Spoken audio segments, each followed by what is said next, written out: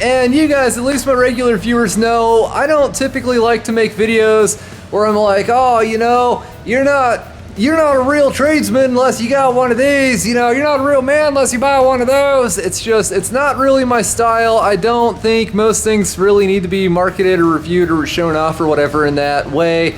At least nothing that anyone actually needs. However, with that being said, I think we can all agree that there are some tools which sooner or later you're going to need, and if you have any number of vehicles or pieces of farm equipment or anything along these lines, one day, sooner or later, you are going to need one of these portable air tanks. And for me, this is really a question of, do I buy this now or do I buy it later? I thought about buying one of these probably a couple months ago, didn't, and then one of the tires on one of my tractors, one of my projects started going flat unexpectedly. It's been sitting there for like 6 months and it's been fine, but all of a sudden the pressure started dropping. And so, you know, I had to drag a jack like all the way out there through the mud and everything to jack it up until this got here so the tire didn't crease and fold over and whatnot. Anyway, behold, Hitachi air tank thing.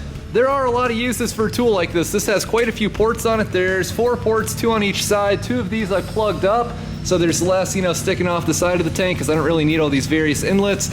And it gives you this regulator as well, and then there's this fill port where you just stick a air hose, quick coupling, and it pressurizes itself. This one's good for like 150 or 175 PSI, whatever it said, certainly more than my shop air system produces.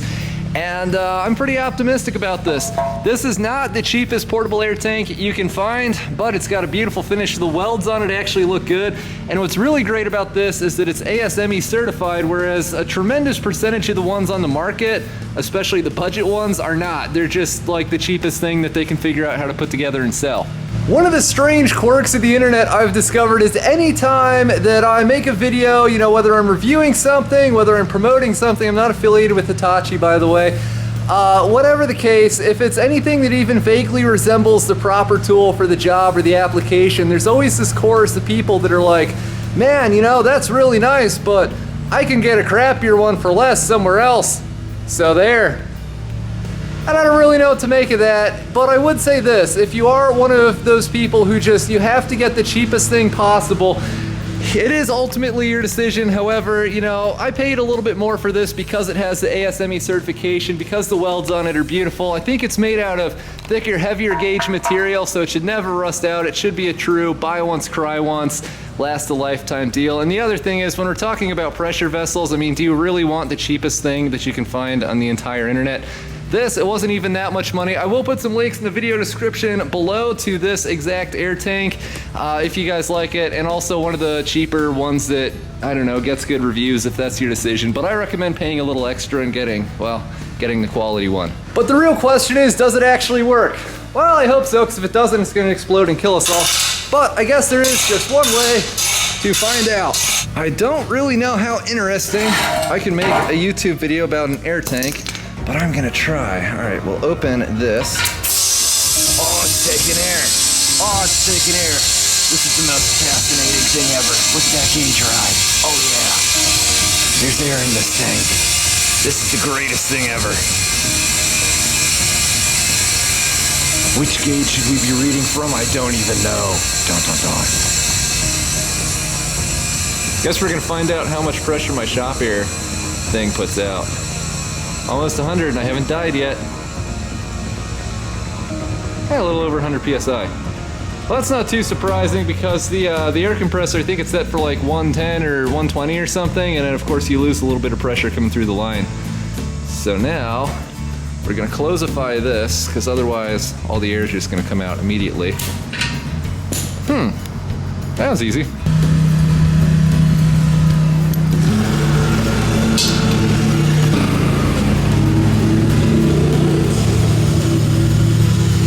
Taking air. It is taking air. That's actually not dropping too fast. Wonder how we're doing pressure-wise in this, like 6 or 8. This thing was pretty much flat. This tire was pretty much completely collapsed on the ground.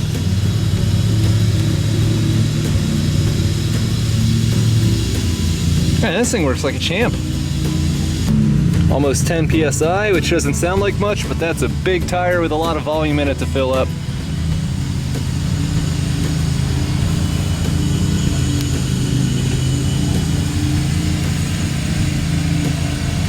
11 PSI. It's gonna take a while. Isn't it, buddy? Does it smell interesting?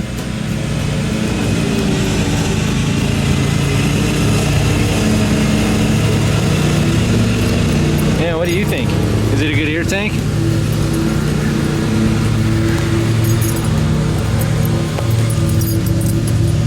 Alright, stop poking me, I'm working on this. About 15 PSI. I don't really want to put much more in here. Yeah, we're running out of steam now. We're under 50 PSI. What are we gonna do, buddy?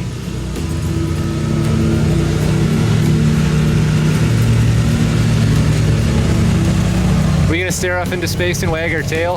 That's how I solve problems too. Oh, hi. Hi, buddy.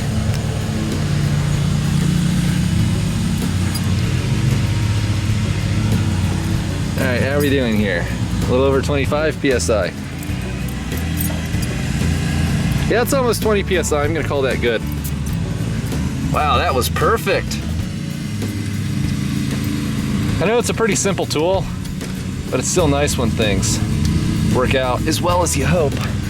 All right, there's the floor jack.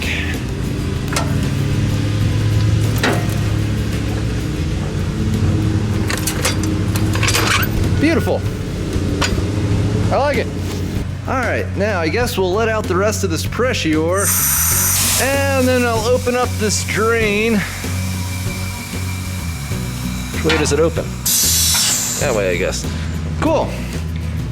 And put this thing up on the shelf for next time. 'Tis everything I hoped it would be. All right, so I filmed this video approximately 4 years ago, a little bit under, like 3 years and 10 months roughly. And I've got to say, there's really nothing to say about this thing. It's been flawless. I do not regret the purchase at all. It's definitely a well spent, not that much more money than the super cheap, super flimsy ones, which I do not trust those with a lot of pressure in them. This is definitely a quality tool. Like I said, it's ASME certified. I'm very happy with it. It's a lot of extra security over the flimsy ones that could potentially rupture and cause problems for not all that much more money. So the only thing I've done with this just about since I filmed this video is I got my hands on a cheap two-wheel little hand truck, which Southerners call dollies for some reason. And like I said, I got my hands on one of those and I bolted this air tank to it because it does weigh like 30 plus pounds. It's actually substantially heavy, you know, again, because like I said, it's not made with paper thin metal, which is nice. But I got tired of carrying it around and I got my hands on one of those little hand trucks real cheap, so I just bolted it to that. It's much nicer to use now. It's real nice because I keep a short length of air hose with it as well. So it's just pretty much ready to roll around and do whatever at any given time.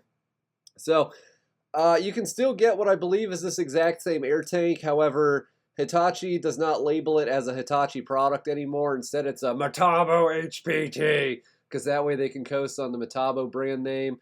And, you know, they figured out that most people buy things based entirely on product, on brand image recognition.